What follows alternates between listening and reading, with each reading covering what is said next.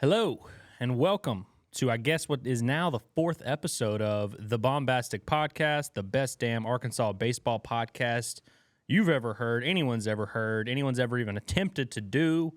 This is history, folks, and we are now 3 days away from Arkansas baseball. Is that right? 3 days away? Yeah, it's Tuesday, February 13th. Arkansas plays on the 16th. Here we are. Folks, it's game week. It doesn't quite feel like game week yet. It hasn't really, those nerves haven't really kicked in. I'm sure that will change real soon here. We get to hear from DVH later today, although it is going to be a really dumb media availability for the Arlington event, which is next weekend, but they have an event in Arlington this weekend, so they've decided to get all 8 teams that are participating in the two things and get them together for a press conference that nobody asked for. So I don't know. Maybe that'll get the juices flowing. Hearing DVH talk there, who knows? If not, tomorrow we will get a press conference with Dave Van Horn on Wednesday, where he will most likely announce this starting rotation, potentially the fourth starter. And if nothing else, we'll just get to hear from the head hog one last time before the season starts, and that's bound to get us a little bit excited. But we appreciate you tuning in. Again, this is the Baumbastic Podcast presented by Natty State Sports. This is where you should be coming for all of your Arkansas baseball needs. We're going to be talking about it all. We're going to be meeting here 2 times a week. I say that, actually. We might, potentially. There might be some room for a little extra bonus action this week. Who knows? It's game week. We want to get weird here. You may also notice that I'm by myself once again. If you're watching on YouTube, you'll notice there's no one else on camera with me. Again, that is not going to be the case forever. This time, I really mean it. I have it on very good authority. We will have a couple of gentlemen joining us this week on the program here at Natty State Sports in studio. So be on the lookout for that. We've got a lot of exciting stuff cooking up at Natty State Sports, and we're excited to get things going. I mean, just before we get going, I want to remind you about what all we do have going on. The Pod at the Palace with Curtis and Scotty, you know it. The best basketball podcast anyone's ever created. Really good stuff, really strong stuff from those dudes. And the fact that they're going 3 days a week, despite this team being as hard to watch as they've been and as bad as they've been and chaotic, and I guess luckily there's been enough to talk about the whole time. But yeah, the fact that they're doing 3 pods a week and still cranking out written content, still cranking out shorts, still doing John Neighbors show, still doing all that they're doing and covering the team. Nobody does it better than those guys, seriously. If you're familiar with their work, you don't need me to tell you that. And yeah, those guys have been just crushing it. And so tomorrow, be on the lookout for their game day edition of the Pod at the Palace, which will preview tomorrow's game against Tennessee, which I'm told is pretty good. What are they, like 10, 12 in the rankings? But anyways, Arkansas is not dead yet on the hoop hardwood.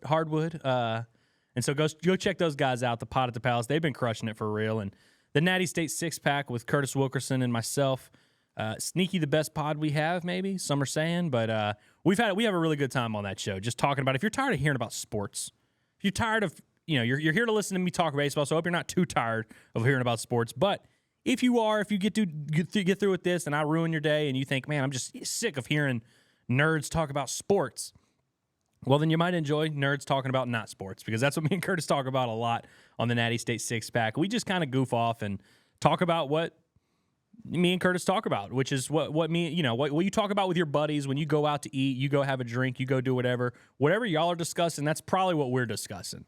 So, we discussed Reba looking hot at the Super Bowl, Ice Spice being at the Super Bowl. We discussed all the fun stuff that came around there, and so that's what we do on that show. We even have a beverage or two from time to time. So check that out if you want to have a good time.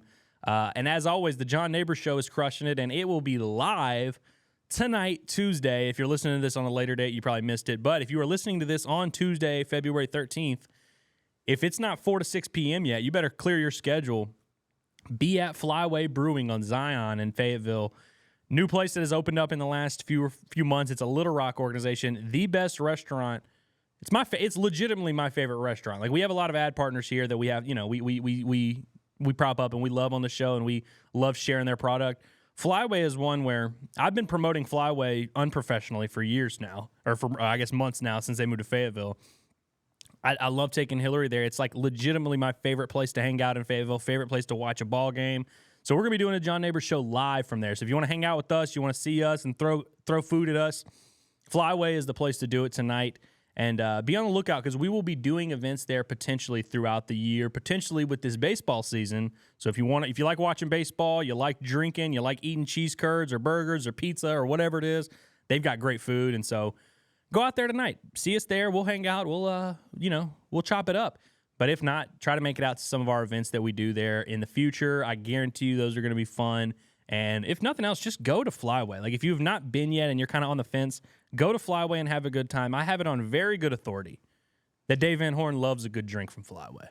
Loves to hang out at Flyway. Loves to go enjoy there and watch some ball, like we all do. Like guys being dudes. That's what Flyway is. And hey, it's great for the lady. Hillary doesn't drink beer, but I got her to go to Flyway and she had a great time. Great food, great atmosphere, great TV, great everything. That place is the best, man. And so I really, again, I'm not cutting a promo here. This is not an ad. This is not an ad read. This is just me riffing. I wanted to kind of remind you guys of what we got going on and preview what we got cooking here at Natty State Sports. So we got a lot going on. The Baumbastic Pod, while it is the coolest and most professional podcast that we have going on, it is not the only one. Not the only thing. And so I think you guys should be checking out all that we got going on. But if you're just here to talk ball, don't worry. We are going to do plenty of that on this podcast. I want to give a quick shout-out before we get going because someone commented on our YouTube, and which, by the way, I've told y'all to do. If you want to hear me talk about something, just comment on the YouTube and yell at me, and I'll do it. And this is proof. We're putting that into practice here because I can't read the guy's name because his name on YouTube is one of those like user 08849B, whatever, a bunch of letters and numbers. So could very well be a bot. Who knows? But he basically was asking that some of the baseball podcasts that are covering SEC and college baseball, they have doubts about how Arkansas will be offensively. They wonder if Arkansas is going to be able to replace all the firepower they left behind. And everyone thinks Arkansas is going to be good, mostly because of the pitching staff. But I think there are, at least nationally in big picture, there are some concerns about whether or not Arkansas is going to have enough firepower in the lineup. And look, I think we've talked about who's going to start in the lineup and who's going to help on the pitching staff and kind of reasonable expectations around there. But I do want to dive on today's episode a little bit deeper into what are some expectations that we can have realistically for this offense. And we're going to go piece by piece. We're going to go position by position. Going to be a lot of numbers on today's program. So if you're a stats guy, you're going to love it. If you're not, bear with us. But at the end, we will kind of break down what we think is going to happen for this team. And just overall, we'll get a vibe check at each spot. Do the Arkansas Razorbacks feel good about their situation here? And we're just going to go through the whole lineup and then at the end kind of review and see what we expect for this lineup and compare it to past teams. And guys, I got to be honest, I think they match up pretty favorably. And look, we'll get into why, and we'll even go position by position. But before we get going, I did want to give a shout out to our people at Alumni Hall. Again, if you love baseball and you love the Hogs, there really is no better place to be. The best Razorback fan experience, the ultimate Razorback shopping destination. They've got it all. They've got the hats. I'm sure by now you're tired of hearing us say it, but they've got those hats that you love, all four, maybe adding to the mix soon, but they've got the new pinstripe jerseys and everything, which saw those getting ready the other day. It looks like the pins are happening, guys. There were a lot of murmurs. I think it's official. Arkansas is busting out some pins this year. I cannot wait to see them in them.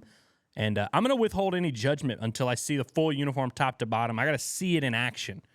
I got to see our boy Vahiva Lloyd decked out in the Razorback pins before I make a true decision on how I feel about it. But I know there have been a lot of polarizing opinions there, but I do know that Alumni Hall, they have all of it. And if you don't like those pins, you'll want something else. They got that too. They've got info for they got clothes for the kids, the dogs, the cats, the birds, every size, big and tall, whatever you want. Football, basketball, baseball. The best way to support the Razorbacks and to support us here at Natty State Sports is with Alumni Hall. You can find them over at College, 3417 North College Avenue in Fayetteville, over by Whole Foods where Curtis gets his groceries. And if you want to shop online, if you're listening to us virtually, which I guess you have no choice but to be listening to us virtually, nattystatesports.com/Alumni Hall. If you go to that website, it'll show you the full selection of what they have, and I guarantee you will not be disappointed. Again, that is nattystatesports.com/Alumni Hall, or go check them out in person. We appreciate them for all they do for us, and they're going to have a big year at Alumni Hall, so go check those guys out. But, guys, it's time. Let's just dive right into this sucker. So, again, we're going to go position by position. assess sort of what Arkansas had at that position last year, what they're expected to have this year, and sort of a overall vibe check. And so we're going to start behind the plate. Now, again, this was a position of controversy last year, the catcher spot. Arkansas has had a history of having proven older catchers who are known they can handle the staff, and even when they bring in a transfer like a Michael Turner, he ends up being a stud. But you just think about over the years, a lot of the best Razorback teams we remember had a guy like a Casey Opitz or a Grant Cook or a James McCann, or I even remember the years where they had Jake Wise, was not a big offensive threat, but just a dude that you trusted. And back then, none of the Hogs hit. They were winning every game 3-2, so it was just kind of nice to have that catcher. But the catcher was always right in the middle of the leaders of the team and just kind of what was going on for this Arkansas team. And so last year, I think a lot of fans, I don't want to say rightfully so, but they were very disappointed with what Arkansas brought in at the catcher position. You bring in Hudson Polk, a guy who transferred in from Oklahoma, who had some moments here and there, and it looked like he was going to be the starting catcher, at least he was to start the year. Was not a proven starter, had definitely not started full-time at Oklahoma, and so I think people were a little underwhelmed by that acquisition. And then Parker Rowland, who comes in from JUCO ranks and had a really good year at the JUCO level and had all kind of crazy hitting stats, like hit almost 400 there. He had a really good year, but again, coming from the JUCO level, huge step up for the SEC. So Arkansas didn't really have that locked down, like this is our catcher, this is our guy coming into the year. And it was a little bit of a battle between those two guys. Parker Rowland got the majority of the playing time there, and he hit 182, got on base at 293 OBP, 238 slugging, only 2 home runs, 19 RBIs, 21 runs. You know, a catcher position, so you're not expecting a ton of huge production, especially for Arkansas' situation last year, but just didn't have that pop at the plate. And then Hudson Polk, when he played, hit 190, had a little bit more pop with the little 310 slugging, hit 2 home runs in his limited ABs, 7 RBIs, 10 runs. So again, just not a ton of run production for Arkansas from the catcher spot. And look, most teams are in that position where they're not expecting their catcher to be driving in runs. That is just not the case for Arkansas this year. The guy who we have projected to start here at the Baumbastic Podcast, where we are never wrong, Hudson White, who transferred in from the Texas Tech ranks, he has some proven starting experience. He was not catching every single day last year for Texas Tech, but he was starting every day. Usually he'd catch a couple games on the weekend, maybe DH one, maybe play first a little bit, but caught at least, I think it was like 32, 33 games last year, hit 296 for the Texas Tech Red Raiders. So again, not the SEC, but also we're not talking about JUCO. Legit Big 12, high-level baseball, hit 296 with a 946 OPS, had 11 home runs, 49 RBIs, scored 39 runs. What I really like also about what he did last year is he had 31 free passes and 31 strikeouts. I think it was like 27 walks, 4 hit by pitch or something like that. But a guy who does plenty of damage at the plate, double-digit home runs, plenty of doubles, you know, a solid slugging over 500. Doesn't strike out a ton either. I mean, he strikes out, 31's not a small amount. I mean, that's one every other game. It's not like not Ichiro up there or anything, but a guy that does plenty of damage at the plate, has a good eye, draws his walks. I believe his OBP was well over 400, takes his walks, will strike out from time to time, but he's a guy that's going to be in the middle of the order for Arkansas, whether he starts at catcher, first base, DH, whatever it is. Hudson White is going to be right in the thick of it, and he's been hitting the ball. I mean, he just mashes, man. He's hit the ball as well as anyone on the team since he's gotten to Arkansas, and he's been hitting second in all the scrimmages for the Arkansas quote-unquote starting lineup. I think it's very obvious they like him. Again, a huge upgrade at the catcher position. And look, if it's not him that starts, you're still looking at a freshman in Ryder Helfrich, who is a big-time hitting prospect. Again, is he going to hit consistently as a true freshman in the SEC? Probably not. I don't think anybody should be realistically expected to do that. But I think he's a guy who brings plenty of pop and brings a little bit more of a punch than those catchers last year. So no matter what, you're looking at an upgrade. And hell, even if Hudson White and Ryder Helfrich somehow got kidnapped, you would still have just an older version of Parker Rowland and Hudson Polk who are healthy, a year older, and both had really good off seasons. I think this is the best Arkansas felt about their catcher position in quite some time. I mean, they've usually have a good one, and they usually have one waiting in the wings, but it's rare that you have 4 guys that you realistically would feel okay starting in an SEC game, but that's kind of where Arkansas is at. And so quite the luxury to have. But I think offensively, I just don't think it's crazy to expect a nice little uptick from the catcher position. I would even say it's going to be a massive uptick, to put it lightly there. But moving on to first base, this guy who Arkansas started last year, Brady Slavens, you know him, you love him. Had quite the roller coaster of a Razorback career, but man, so many big hits over the years. And look, I was thinking about Brady Slavens the other day. Comes in 2021 in the JUCO ranks, is a part of that huge Arkansas team that won 50 games, was the number 1 overall seed, the Kevin Kopps year. That team was just a special team, and Brady Slavens was right in the middle of it. He was arguably that team's best hitter. So we're talking about a guy who's done a lot for the Hogs and been a part of some big teams. Went to Omaha in 2022, huge part of that team as well. I think he had, at one point, Brady Slavens had like the longest home run in the history of TD Ameritrade for the College World Series, something like that. So again, you're replacing a guy who has meant a lot to the program. So it's not like, I know some people were down on Brady Slavens because he strikes out a lot and he swings out of his shoes every pitch. I get it. I know that he wasn't always the most popular, but really good defender at first base as well. So I don't want to make light of like what Arkansas is replacing there. And I mean, last year was his worst year statistically as a Hog. Still hit 277, slugged 488, had 9 home runs, 42 RBIs, 42 runs. So like pretty solid run production. Like if that's your worst case scenario, which it was, that was the worst year of his career, I would say. Still a pretty good amount of production for Arkansas to replace. Still a good amount of pop. And also, he's a guy who's been in the SEC for a while, so teams kind of have to be cautious of him. You're kind of walking on eggshells. You know he can make you pay for a mistake. And so just his presence and what he brings to the lineup, like that's something that Arkansas has to replace. That being said, I feel pretty good about the way they did it. And the reason I do is because Jack Wagner's who we kind of think is going to slide right in there at first base. If it's not him, it'll be Ben McLaughlin. And I think whoever's not starting at first base is probably DHing for you.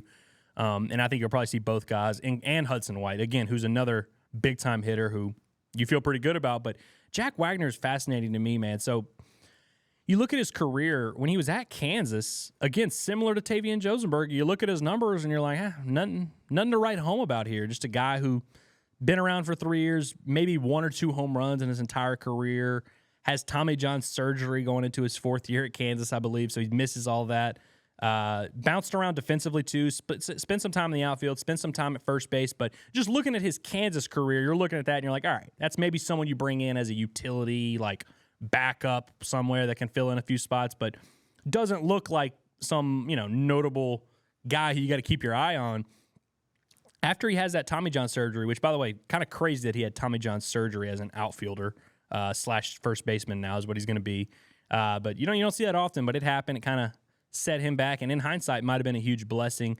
He goes to Tarleton State, has a massive year last year. And look, again, we're not talking about at the SEC level, although he did have a few home runs against SEC teams. I remember vividly him in against Texas A&M, and this is before I even knew who he was, but I remember watching that midweek game and watching him hit like a 480-foot home run against Texas A&M in a midweek and being like, oh my gosh. And I think Tarleton might have beat him.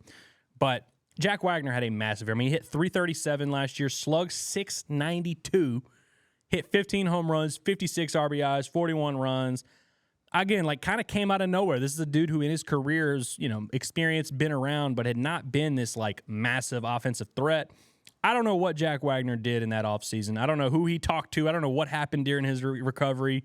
And I'm sure dropping down a level helped him reset mentally and kind of find that love for the game a little bit again. But, man, whatever he figured it out well. And, again, I just read you those stats that are out of this world. 337, 692, 15 home runs, on-base percentage 451, ton of RBIs, ton of runs scored. I'm not expecting Jack Wagner to replicate that production.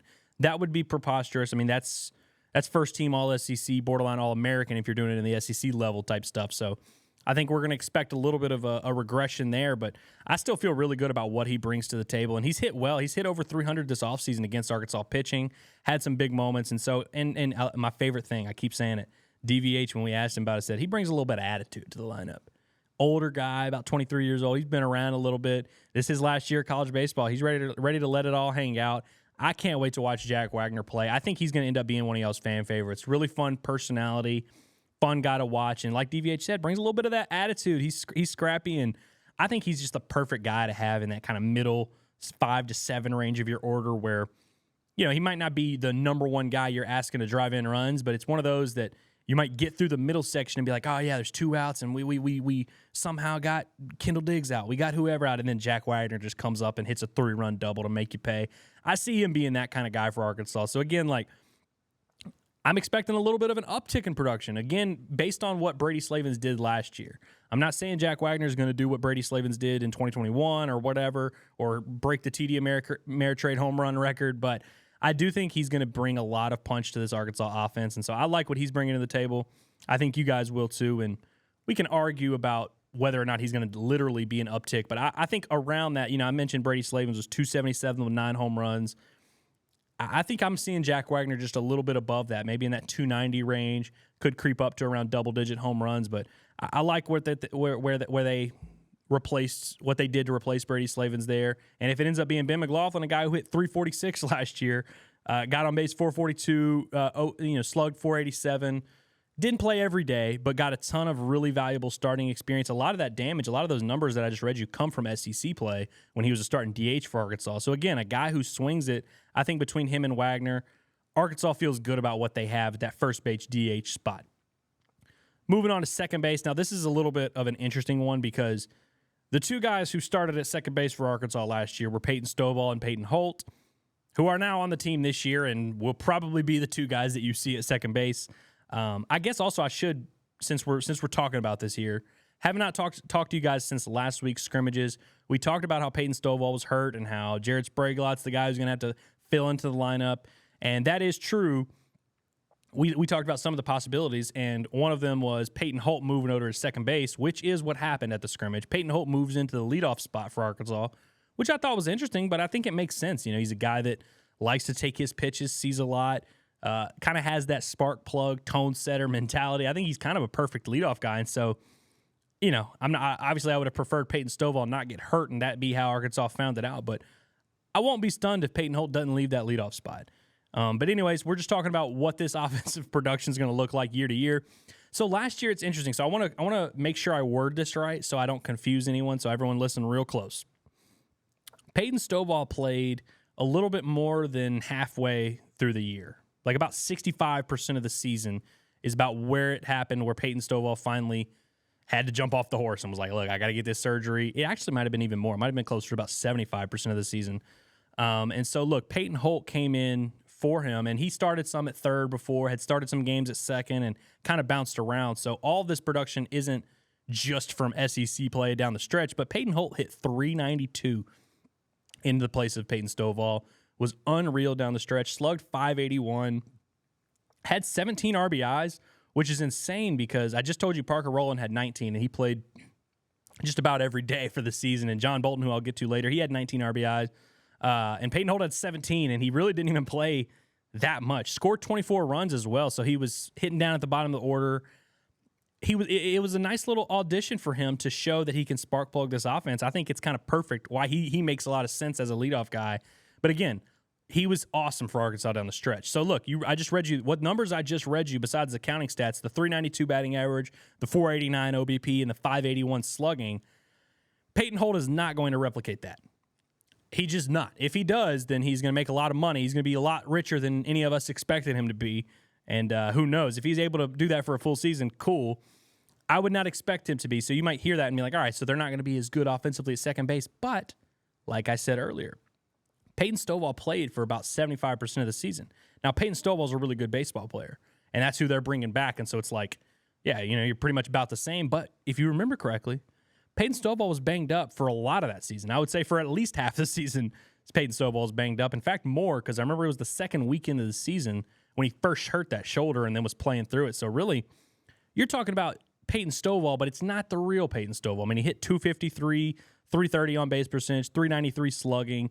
All three of those numbers, however many games Peyton Stovall plays, whether it's 10, 20, 50, if he ends up playing every single game somehow with a worn-out foot, he's limping around out there, he will improve drastically on all three of those numbers. He hit 5 home runs, had 31 RBIs, 30 runs, which is actually pretty good run production given that he didn't play that much.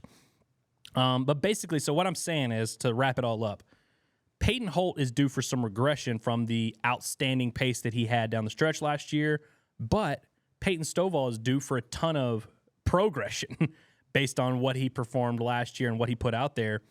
I think if you add both of those things together, I still think Arkansas is going to be better offensively at the second base position. Between Peyton Holt, who's going to start the season there and play there for at least the first month or so of the season, and then if Stovall comes in and slides in behind him, or if Peyton Holt just stays there, I think overall you're going to look at the second base spot. Arkansas is going to be getting good offense consistently, and I think it will be more consistent than what it was last year, whereas last year you had a hot start from Peyton Stovall and a hot finish from Peyton Holt, but a whole lot of inconsistency and up and down in the middle. I think whether it's Holt or Stovall there at any point, Arkansas is going to feel good about what they have at second base. They're going to have a guy who's going to hit 300, maybe around that, over it a little bit. I think Arkansas feels very good about what they have at second base. So I'm going to go with, you can call that a wash, but I think Arkansas is going to be a little bit up at second base offensively. And if it looks like I'm sunshine pumping here and you're like, oh, you think they're just going to be better at every position? Wait, there are positions in which Arkansas will firmly be worse offensively, and we'll get to it. But again, I'm just setting the stage for this infield, and I'm not making sweeping declarations here. So this is not just me being a homer or me trying to hype you up or trying to be excited because it's game week. Like, these are the numbers. This is how it is, and this is what we've seen this offseason also. And Peyton Holt, again, I said he's due for some regression, but I think the one thing we've really learned this offseason is that it wasn't fool's gold what he did last year. He's a really good baseball player, and he's firmly solidified himself as a starter. Like, you don't have to worry about whether or not he's in the lineup, and that was something DVH started saying after like a week in the fall. So we've established both of these guys are good. I think Stovall's due for some progression there. So I think even if Peyton Holt isn't able to replicate his crazy stats down the stretch, I still think you're looking at better overall offensive production at second base. Moving on to third base. Now, this is a fascinating one. Caleb Cali last year. Remember him? You may remember him because he went like 0 for 14 to start his Razorback career. I remember people really being upset about that. So I remember about 2 weeks before the season, I fired off a tweet. I don't tweet much, but I fired off a tweet, and I said, hey, Caleb Cali's the best-kept secret in college baseball. I think people don't realize how good this guy is. I think he's going to be a monster for Arkansas. And Caleb Cali, of course, right after I did that, decides to go like 0 for 7 with 6 strikeouts opening weekend, and then kind of falls out of the lineup, falls out of the good graces of DVH, gets in the doghouse a little bit, doesn't get his first hit until like 3 weeks into the season. It was a roller coaster, and man, it took until like a few weeks into conference play before he ever really fully got his groove, got his everyday spot in the lineup, and proved kind of who he was. That being said, you look at what he produced for the year. He hit 308 for the season, 412 on base percentage, took his walks, got on base a good bit, slugged over 500, 512 slugging, hit 9 home runs, 37 RBIs, 38 runs. Again, was not in the lineup every day throughout the season. So you take that and maybe extrapolate it at about 15, 20 games. Like, that's a damn good offensive season from a third baseman, from any infielder, from any player. That's good production. And so it's kind of crazy to look back at Cali's season because you think of it as kind of up and down, and it took him a while to get going. And then you look at the final result, and you're like, man, he was crushing, man. He was awesome. And, again, drove in a ton of runs for Arkansas down the stretch. It's interesting because, again, we're going to have a situation here where Jared Spraglott might start the year at third base. You might see Big Country Reese Robinette get some starts at third base. You should, because he's been crushing the baseball and been playing really well. And then you might see Peyton Holt return to that position. Hell, you might even see Jason Jones slide in there. Who knows what'll happen, but it's going to be a little bit of a revolving door early, I'd imagine. But you got a lot of guys who have produced a lot, and I just read you Cali's numbers, which are really good. Jared Spraglott actually had on paper, a better season than him last year. Hit 314, 440 on base, 583 slugging, had 13 home runs, 43 RBIs, and scored 60 runs. Now, of course, he did that at Richmond, not the SEC, not quite on the same level. And he played a full season, which Caleb Cali did not. Again, I'm not saying Jared Spraglott's going to be as good as Caleb Cali. In fact, I can confirm for you without a shadow of a doubt, Caleb Cali is a better hitter at this level than Jared Spraglott. It's not even really that close, and that's not a knock on Jared. Just Caleb Cali was one of the most underrated hitters that have been at Arkansas in the last few years, I would argue. Jared Spraglott is not bringing that type of punch. Definitely not at this level. Now, again, I just read you his numbers. He was awesome last year. Clearly, he's a very good player, can get on base, has more pop than you would think looking at him. A good player that I'm really high on. Like, I think he's going to help Arkansas a good bit. For the time being that he's in the lineup, that is a solid step down in production offensively. But I mentioned Peyton Holt, who is the guy I expect to end up being there at third base. The numbers I read you for Cali, that 300 batting average, that 400 OBP, that 500 slugging, like that is actually not out of the question for Peyton Holt. I think that's about where I see Peyton Holt finishing this offseason. Again, I just read you numbers where Peyton Holt actually was way above that last year. I think playing every day and guys who know who he is and just simply law of averages is going to play out. But I think you're going to see Peyton Holt hit around that 300 mark. He's going to get on base. He's going to draw his walks a ton. Not going to overwhelm you with power, but he's got plenty. I mean, he's hit plenty of doubles, plenty of triples, hit some home runs last year. I think that, again, Caleb Cali, it's hard to say that Arkansas is going to have a better hitting third baseman than Caleb Cali. There's not many guys that can hit the way he can. But I do think when you just look at the production of what ended up happening, again, because you take into account the first month of the season where Arkansas really wasn't getting a ton of offensive production from their third baseman, I think it ends up being about a wash when you take into account that Spraglot's going to start the year and he may be a little bit down from what Caleb Cali brought, but then you have Peyton Holt who's going to be right out there and maybe a little bit up.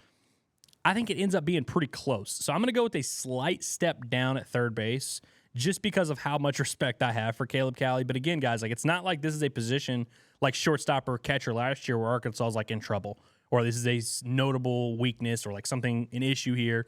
I feel good about what Arkansas has at third base. You can argue whether or not it's a slight step up, slight step down, or about average. I think it's in that same general ballpark. Moving on to shortstop, where, again, we talked about the catcher position and how upset people were.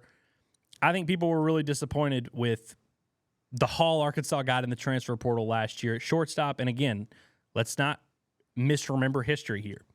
So they had Harold Cole signed from the jump from the JUCO ranks from San Jacinto Community College, maybe the best JUCO program in the country, guy who had really good numbers at JUCO. They brought him in hoping he would be their starting shortstop. Like, that's just what the situation was. I don't think anybody would tell you differently on the staff or on the team. They brought him in hoping he would be their starting shortstop. And it became clear pretty early on that he was not a starting shortstop in the SEC. Like, he just defensively wasn't quite there. Good, has a lot of power at the plate, good hitter, and I would argue probably should have just started just because of how much offense he could have brought, but never really put it together and never was producing at the level enough that made him an everyday player. So Arkansas had John Bolton, who transferred in from Austin Peay. He was a fifth-year guy, senior, really good defender, not the offensive threat that they've had in years past. And, you know, defensively, nobody was going to be as good as Jalen Battles. And that's going to be the case forever. This year, Vahiva Aloy is not going to be as good defensively as Jalen Battles was in 2022. And so I think John Bolton kind of had no choice. And shout out to John Bolton, who was at our Natty State Sports launch party. I think I feel comfortable saying close personal friend John Bolton. We had a great talk the other night. Really good dude. Really glad that he was a hog. And he's glad he was a hog too, man. He wouldn't trade it for the world. So, guys, if you were yelling at John Bolton last year and you were disappointed with the shortstop, I told him this, and I'm going to tell you guys, be mad at Harold Cole. Harold Cole ruined the whole operation. And again, I liked Harold. I defended him last year. Him not being the everyday shortstop was the miss in last year's offseason. John Bolton starting happened because that happened. And John Bolton hitting 206 with a 248 slugging. And actually, by the way, John Bolton got on base 358, which is better than I remember, but also tells you that he was working some good at-bats. I mean, he hit 206 and had a 358 on-base percentage. The math doesn't really math there. He worked 35 free passes. I believe it was like 26, 27 walks.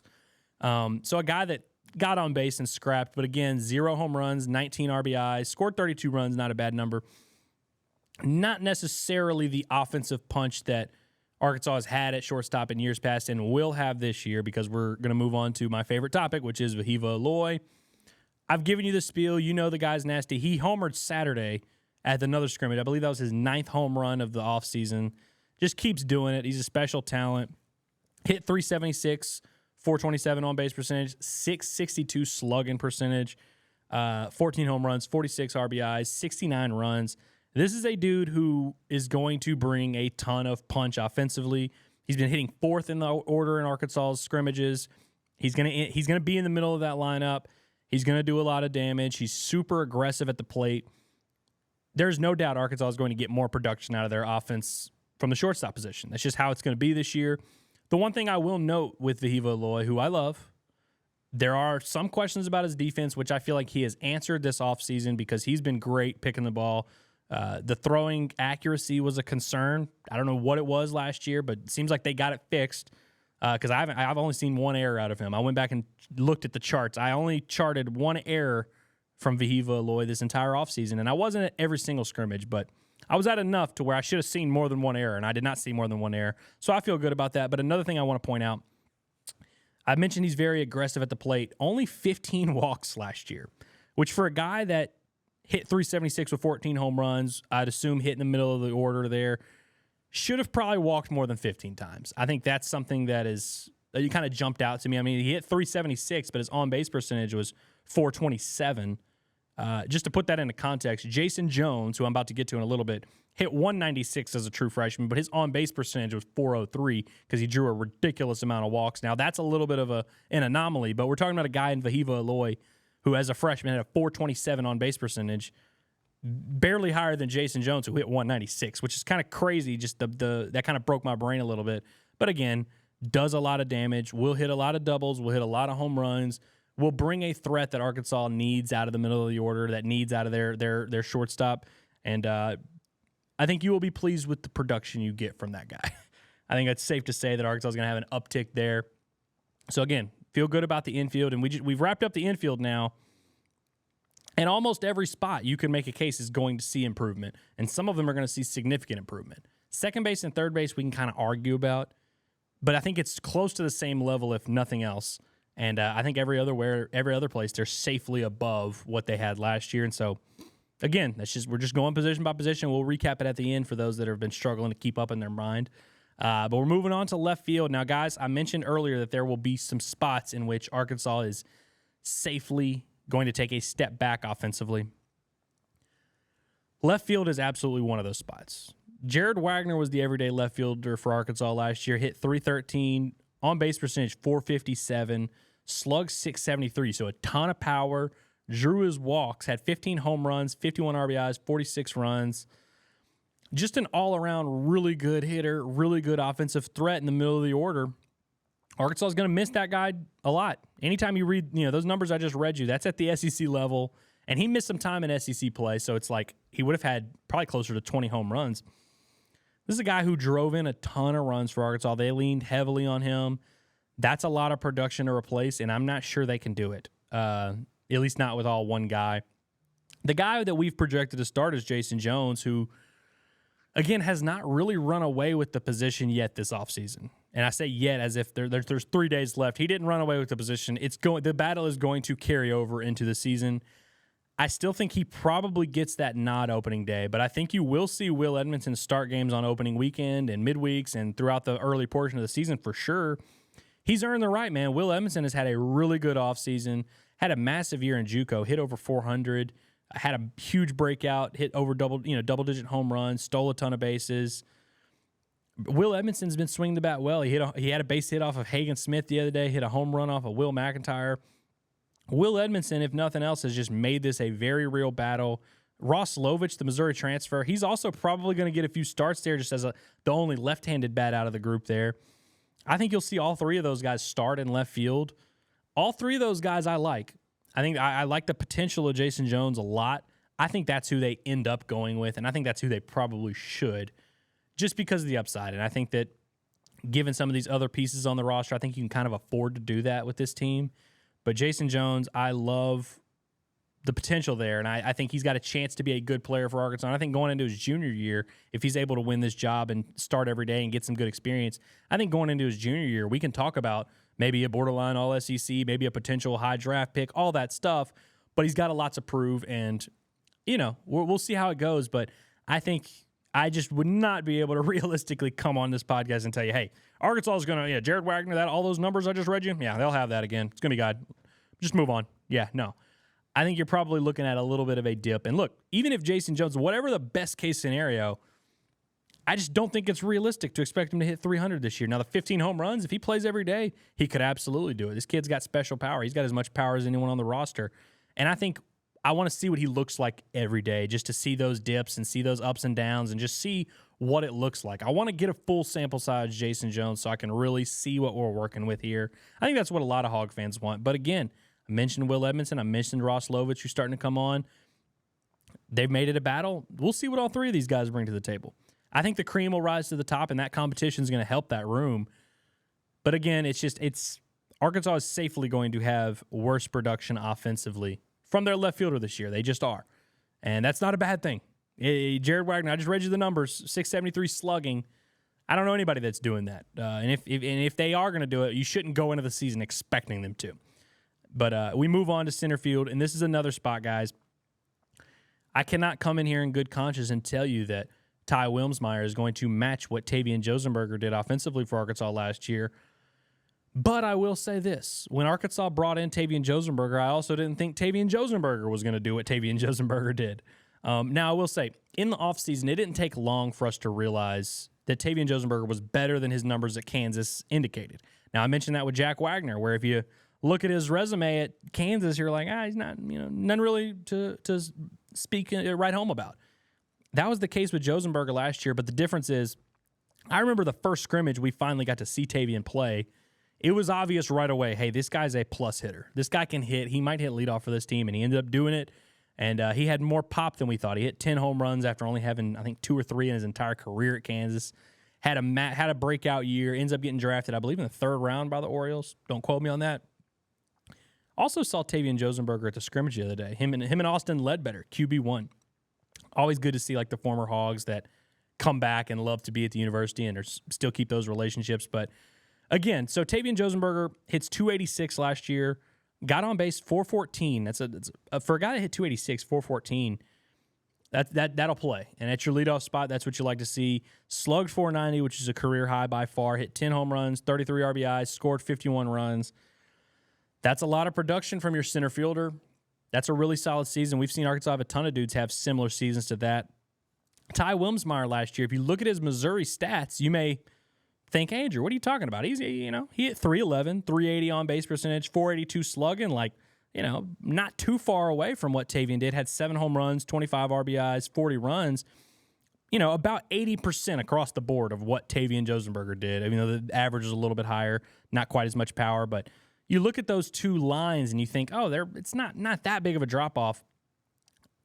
Look, I don't know if I know ball or not, but I've watched Ty Wilmsmeyer hit a lot this offseason. I think he's a good player. I like him. I think he's a really good defender, really good athlete, and I think he brings more pop than maybe you would think by looking at him. And every now and then he'll get a hold of one, and you're like, oh, okay, there it is. There's that pop. Had 7 home runs last year. I think that's probably about where he ends up this year. I don't think this is a double-digit home run dude who's going to take another step forward. And I think if you look at his Missouri career, last year was a little bit of an outlier in terms of his offensive production. Way up average, way up in the slugging. Also stole over 20 bases, which is important to note because Tavian Josenberger, that's one thing he also did was steal a good bit of bags. And I think Ty Wilmsmeyer will be able to replace some of that when he gets on base. He doesn't walk a ton, Wilmsmeyer, which I mentioned that on the lineup preview podcast, which if you have not listened to, go listen to that because it's very good work. And if you want to just get familiar with who we project to start at each spot, we can kind of go through that so we don't have to do it here. But Ty Wilmsmeyer had a good year at Missouri. So, look, if he replicates it and hits around 300 and has 7 home runs, whatever, that'd be awesome. Even that would be a little bit of a step down from what Josenberger brought last year. And I also have my doubts about whether or not Ty Wilmsmeyer is going to replicate that production just based on the fact that, again, it's a little bit of an outlier with his career. You look at his first 3 years, they were a little bit different. And I understand dudes get better over time. And it was in the SEC. Now, that's the important thing to note here is that with Wilmsmeyer, you're not talking about a guy who's coming from the WAC or coming from the Mountain West or something where you're like, oh, is this production going to translate? He's going to face SEC pitching, the same SEC pitching he faced last year and had a really good year against. I'm not saying it's like fool's gold. I just think that I won't be stunned if there's a little bit of a regression there where maybe he's in that 270, 275 range with about 5 home runs. Again, good athlete, good defender, good person to have in your lineup. But I think if you're just basing it on, you're comparing this team, I don't think he has the same power threat and just overall on-base ability that Tavian Josenberger had. On the base pass is fun to watch and brings a little bit of a threat there. But I think if you're just going, I think you're going slight step down there at center field. And now right field, these are my guys here. These two guys I'm about to talk about, I have a close personal relationship. That's not true. I don't have a relationship with them. But they held a special place in my heart because my first year covering this team full time was the 2022 season where they went to Omaha a couple years ago. That was the first year when I lived in Fayetteville and was following this team. So I remember my first off season, I wanted to go to every single scrimmage, which I try to do every year now. But I really wanted to make it a thing where I was like, I'm going to go to every fall scrimmage. I'm going to have all these strong takes on everything. But I remember that off season, the two headlining freshmen were Peyton Stovall, ever heard of him, and Drake Vernado, if you remember him. He was a huge recruit at the time, and that was kind of the story of the offseason is which one of these freshmen are going to start? Is it going to be both of them? Where are they going to third, short? How's it going to work out? And I remember seeing Kendall Diggs and being like, man, this kid's nasty. And they started hitting him lead off in some of those scrimmages. I knew the bat was there, and he was bouncing around in the field at this time, playing some third, first, DH, whatever. But Kendall Diggs was kind of one that just caught my eye early. So I remember in the first press conference, I asked DVH a question about Kendall Diggs just to let him know that I know ball and that I've been there watching. And I could tell that was kind of his, I don't think he was actually as impressed as I hoped he was. But I could tell that he appreciated the question where he's like, oh, hey, this guy at least knows what he's talking about. Which, not to brag, but DVH has said that to me before. Hey, you know what you're talking about a little bit, which he appreciates. And but I remember Kendall Diggs just kind of catching my eye early on, and he was a decent recruit, but he was not the headliner of that class. He was not expected to have a huge role, and he didn't start every day as a true freshman, but, had a ton of huge moments, had the walk-off home run against Ole Miss. So he's kind of been a special guy that I've kept my eye on, and, obviously his freshman year was also my first year covering the team. So when he's gone, I'll kind of remember him that way as being one of the first guys that caught my attention when I first got this job. And that same offseason, I also developed a strong crush on Jace Borfin, if you will. I've been hyping this dude up so much to where I kind of just had to lean into the bit, because that year in 2022, he was in and out of the lineup, started the year at the top, ended up splitting time with Zach Gregory. And you know how it is as sports fans, you just find yourself falling on the side of one or the other. I really thought they should have played Jace Borfin down the stretch. I loved what he brought to the table, loved his left-handed swing, loved his power, his athleticism. Good defender. I really liked him, so I felt like I was kind of riding hard for Jace Borfin. Pause. But I was really hyping him up, and I really was a believer in his skill set. And credit David Seifert, who works at D1 Baseball. If he remembers this conversation, shout out to him. But I remember that year even telling him, I was like, man, I wouldn't be surprised this Jace Borfin kid if he comes back next year and has a massive year and ends up being a top draft guy. And hell, he actually did it, man. It actually went way better than I thought it would. Again, because like I said, I kind of started leaning into the bit where I was like, hey, I started calling him the Borfalorian, which my boy Mason Choate decided to just straight up rip. Just straight up rip. If you saw that on Twitter last year, again, it came from my brain, but just point blank ripped. But anyways, Jace Borfin was the Borfalorian. He was the captain of the team. His year last year was so fun to watch. He hit .318, .436 on base percentage, slugged .612. Played almost every day. Played 60 games, which led Arkansas's team last year. Hit 16 home runs, which also led the team. 52 RBIs, 54 runs. He was Arkansas's best hitter last year. He was the most productive hitter they had.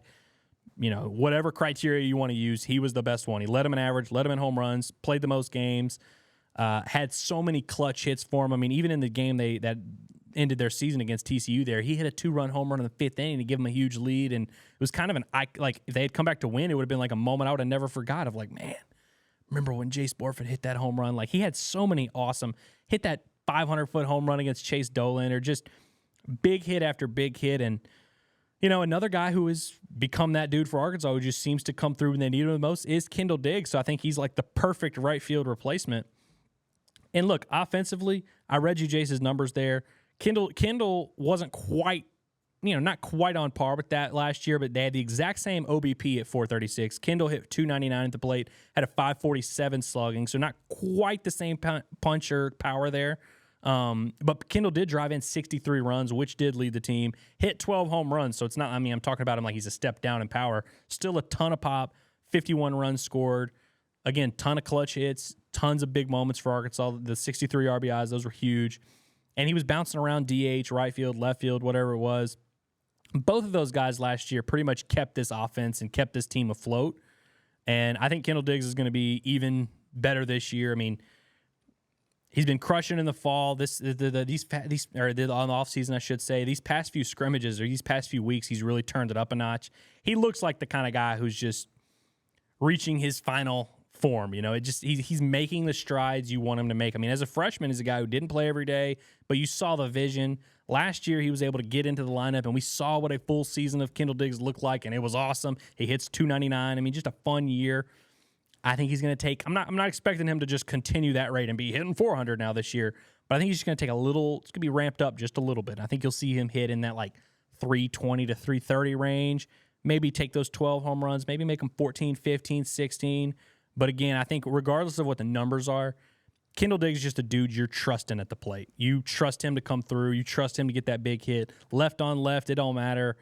He's hit a ton of his home runs this offseason have been left on left. He hit one off of Mason Molina, hit one off of Hagen Smith. Those guys are pretty good, I've heard. So, yeah, I mean, Kendall Diggs, will he replace all of Borfin's production? I don't know. The numbers I read you are pretty close to about what Jace did last year. I think it's about a wash between those two dudes. Those are two just big-time hitters.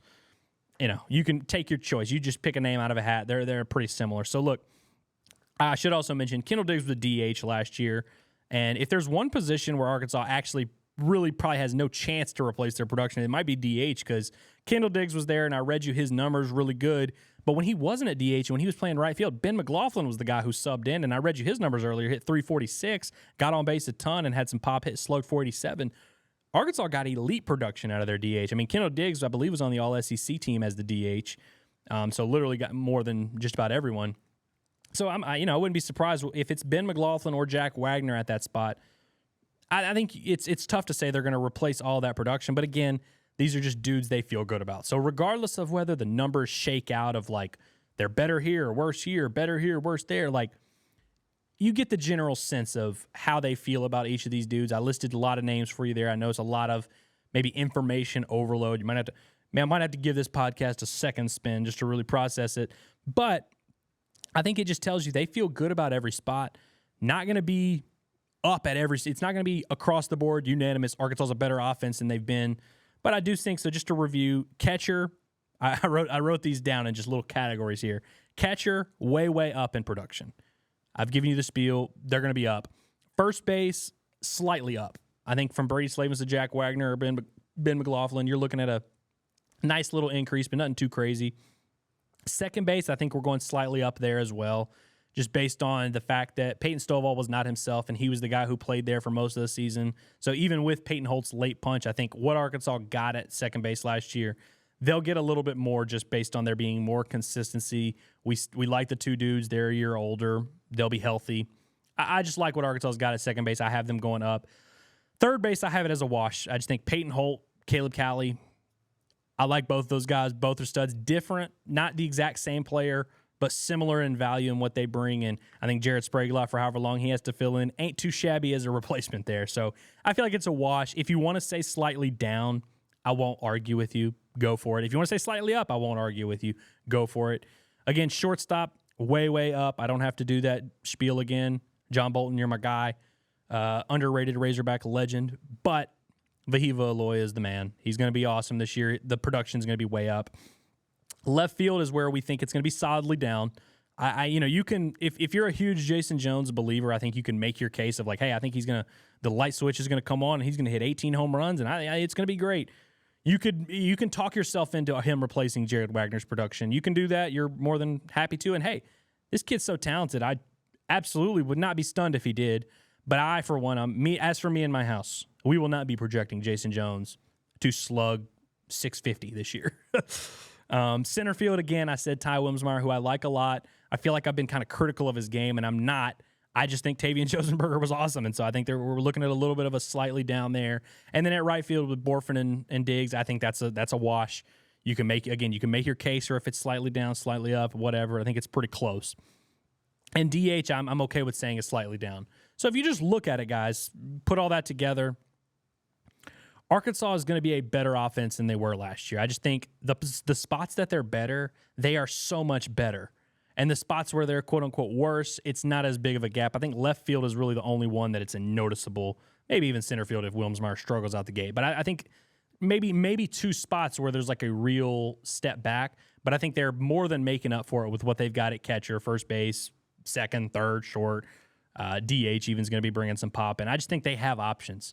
And I think their bench options are really good. I think Reese Robinette, who was a guy who had a ton of pinch hit at-bats for them this year, he's better this year, man. Reese Robinette might end up starting a ton of games at third. Guys, you might have to buy Big Country Stonks, man. That dude's been playing some great baseball, and I think it really just speaks to the competitive nature of this team and just how deep they are, that there's all these guys. Like, I just did that whole lineup preview and didn't even hardly talk about Big Country, and he very well could end up playing every day for this team and hitting around 300. I mean, he's done a ton of damage in these offseason scrimmages. Hit a double off the wall against Hagen Smith the other day, Oppo. Dude's a stud. So it's like, again, big picture, sum that up. I think Arkansas is going to be better offensively than they've been the last few years. We've gone already longer. I thought this was going to be a short episode. I really did. This is going to turn out to be our longest one, but that's just kind of how it is here. But I just wanted to quickly go through the last few years and just talk to you about some of these numbers that I've been seeing. So I took every year that Nate Thompson's been the hitting coach at Arkansas because I think it makes sense. He's the hitting coach now. Offensively, different pieces, different things, but I think the approach has been pretty similar, and the production's been a little bit more consistent year to year than I think some probably even realize. So in 2017, his first year, they hit 286 as a team, 373 OBP, 455 slugging. The OBP and slugging, those are the lowest marks of his tenure. Those, like, they've gone up from there every year. They hit 83 home runs, which at the time felt like a big number. We thought that was awesome. That ended up being weak sauce compared to what they've been doing these last 5-6 years. And that team kind of overachieved, ended up hosting a regional. And that was following their horrible 2016 season that ended in turmoil that everybody hated. But anyways, they come back in 2018, maybe the best Arkansas team ever. They hit 296 as a team. 391 on-base percentage, 475 slugging, up a good bit, hit 98 home runs. Also, that 2017 season that I just mentioned was their lowest run scoring. They scored 6.59 runs per game, bumped that up to 6.98 in 2018 on that team that crushed and won the SEC West and should have won the national championship. 2019, they were actually a little bit better offensively. They scored about a half run per game more at 7.43. Hit 298, so the average was up. The OBP was up 393, up a little bit. The slugging was up 489. Didn't match the home runs. They had 88 compared to 98. Hit a ton of doubles, though, and that offense flamed out down the stretch. But just year to year, you know, that 2019 team had your Dominic Fletcher, your Casey Martin, your Heston Kjerstad, your Trevor Ezels. Jack Kinley was crushing that year. Pretty similar to the 2018 team. Those are the two best offenses Arkansas's had under Nate Thompson, in my opinion. Quick RIP to the 2020 team that hit 310 in their 11 or 16 games, scored 7.37 runs per game, had 21 home runs in those 16 games. That offense, where you had your number 2 overall pick, Heston Kjerstad, that offense was about to do special stuff had that season not been wiped out due to COVID. So quick moment of silence for that group. The 2021 team that, again, won 50 games, was number 1 overall in the country, they hit 267 for the season, which is the lowest mark of any team under Nate Thompson since he took over in 2016 or 2017. And we've got a pretty solid sample size. That was the lowest batting average that team and the highest run total, 7.6 runs per game. That's the most they've scored for a full season under Nate Thompson.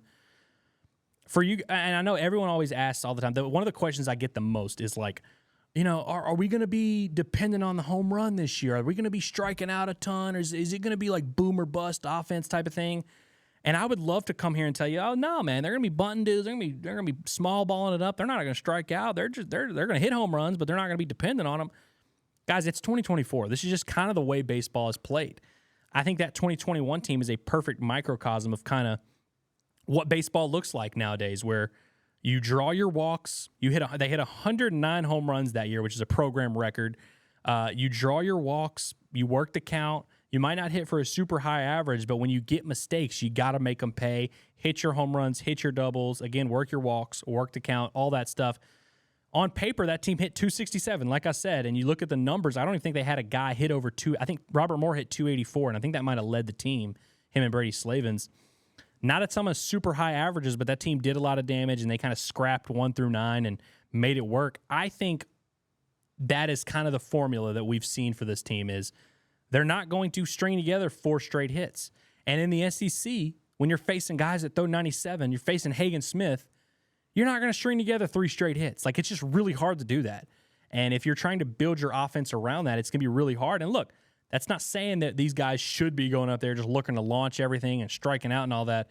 And there's also situations where if it's first and third, one out, yeah, let's maybe shorten up and not try to hit a home run. Let's maybe try to just put one in play. Let's try to get that run in. I'm all for that, and I think Arkansas' situational hitting, people have been critical over the years. I think it really is more just the SEC. These pitchers are so good. I mean, you look around the conference, there's a lot of teams that are going to have their 11 strikeout games and just they are shut down by really good arms, and we've seen it happen to Arkansas and Omaha, and I think people see that and they want to extrapolate that and make it a big picture commentary on like what's wrong with this approach and all that. Guys, sometimes you just gotta you just gotta find where you gotta be opportunistic offensively. You gotta make people pay for mistakes. You gotta work your walks. You gotta work the count. And when we've seen this Arkansas offense at its best, that's what they're doing. Maybe the leadoff guy works a walk. Maybe the second guy, he moves him over. And then maybe with 2 hits, you get that big double or that big home run or that big run-scoring single or whatever. I think in the SEC, if you're expecting this Arkansas team to hit over 300 and be consistent and get on base all the time and, like, do damage but not be trying to do damage all the time, like, it's just not really a realistic thing to expect. And I definitely don't think you should be expecting Arkansas to change up their entire approach year to year. I think this team offensively is going to do pretty similar to what these last few teams have done in terms of being opportunistic and doing damage when they need to, and they'll strike out a good bit. I mean, there's guys on this team like Vahiva Lloyd, like a Jason Jones, like a Ty Wilmsmeyer who don't mind striking out a little bit. You know, it just is what it is. Just quick, the last 2 teams, like 2022, the team that went to Omaha with Jalen Battles and all those cats, hit 276 for the year with 106 home runs. So pretty similar to what they did the year before when they won 50 games. Didn't quite score as much, down a little bit, 7.04 runs per game. That number moved up to 7.57 last year, which, again, just below that 2021 team. So if you thought last year's offense was historically great, you were right, weirdly enough. They were one of the best offenses Arkansas has ever had. Only hit 273, so that average, again, I know you guys really love batting average. It's time to grow up, guys. It's 2024. Let's worry about OPS. OPS is the premier offensive stat. Let's move with the times. The baseball is just changed. And look, you can hate it, you can dread it, run from it. Destiny arrives all the same. I think that Arkansas is going to do enough damage to justify the approach that you guys seem to not like, but the approach that has gotten them a lot of wins, a lot of runs, a lot of success over these last 6-7 years. And I think this offense really might be the perfect mix of all of this, where, again, I mentioned that they're going to have a little bit of that boomer bust approach. You have your guys like that, like a Vahiva. But I look at Kendall Diggs, Hudson White, Peyton Stovall, guys who might be at the top of that lineup. Those are not guys that strike out a ton. Diggs actually does strike out more than you realize. But again, those are guys who are not super boomer bust. They get on base plenty. They're going to hit for a high average. Ben McLaughlin, he's a high average guy. Peyton Holt, he's a huge on base percentage guy. Even Jack Wagner draws his walks a good bit, and he'll strike out and he'll hit his home runs. But the guys that do that, at least Jason Jones and Jack Wagner, work their walks, and that's one thing I love about Jason Jones' game, and part of why I think he deserves that nod ultimately. But yeah, guys, I'm looking at just comparing the numbers and just sifting through it all, and we'll throughout the year we'll kind of evaluate, get a track record of how close they are to some of these other teams and comparing and contrasting. But based on everything I've said on this podcast, I hope I summarized it fairly well. This team, they stack up very well with these offenses that we've seen these last 4 or 5 years. And I think actually they're a lot closer to those 2018 and 2019 teams. I'm not saying they're going to hit 300, but I think the average will be up from the last couple of years. I think they'll be over 280. I said they were 273 and 276 the last 2 years. I expect that number to be up. I also think their power from last year is going to be up a little bit. They hit 92 home runs, a respectable number. I think they're going to be back up around triple digits. I think you just look at this lineup. Stovall could hit double-digit home runs when he's healthy. Hudson White did it last year. He'll do it again. Kendall Diggs did it last year. We'll do it again. Vahiva Lloyd did it last year. We'll do it again. Ben McLaughlin and Peyton Holt might not be double-digit home run guys, but we've seen them show off some pop. I think both those guys have gotten stronger this offseason. I think both those guys are realistic candidates to hit double-digit home runs. Jack Wagner, again, hit 15 home runs last year. He's probably hitting double digits again. Jason Jones, if he plays every day, is going to hit double-digit home runs, guaranteed. Ty Wimsmeyer probably won't, but okay, maybe you have one guy on your offense that might not hit double-digit home runs. I think you can make a very strong case for all those other 8 guys I talked about hitting double-digit home runs. Even Spraglott and Reese Robinette off the bench, those are guys, if they play every day, are going to hit double-digit home runs. You add it all up, there's too much potential production and too high of floors for some of these guys. So, look, I understand there's some concerns because some of these names are not super national prominent names, but I feel really good about what Arkansas can do and just how this offense shakes out. So, look, I don't know if I portrayed that message well. I know I kind of rambled a little bit. This podcast ended up being over an hour. I did not expect that to be the case. I kind of was running out of material. I got to be honest. I was kind of thinking, I was like, man, I don't know if I'm going to be able to get through 2 shows this week. Hell, we went over an hour, and we got plenty coming this week, guys. So, guys, stay tuned. Like I said, Thursday we will be back. We will have a special interview on that Thursday podcast with a young man who's going to be very important to this Arkansas season and moving forward for this program. I think you're going to enjoy hearing from him. We could have another little special Friday bonus episode later in the week, maybe on game day. Stay tuned for that. Again, guys, subscribe if you have not to the podcast feeds, to the YouTube, whatever it is, however you're consuming this content. Make sure you're subscribed so you're staying in touch. You're staying on this journey with us because that's what we want. We want you in on this journey. We want you to join in. So it's like we're watching these things together. We're experiencing it together. And, appreciate all you guys tuning in and sharing it however you have. I've really been pleased with the response of how this is going. And I hope you guys are having fun. Guys, it's almost game week. Eventually, I will be talking about real games that are happening and real things that you guys are able to watch too. I'm so excited, man. I could not be more thrilled. Before we get out of here, I want to give a quick shout out to our people over at Manscaped. It's Valentine's Day is, I guess, tomorrow, guys. Make sure you're groomed up. Do what you got to do. The beard, your other areas of your body, make sure you're set up. Manscaped has got you covered.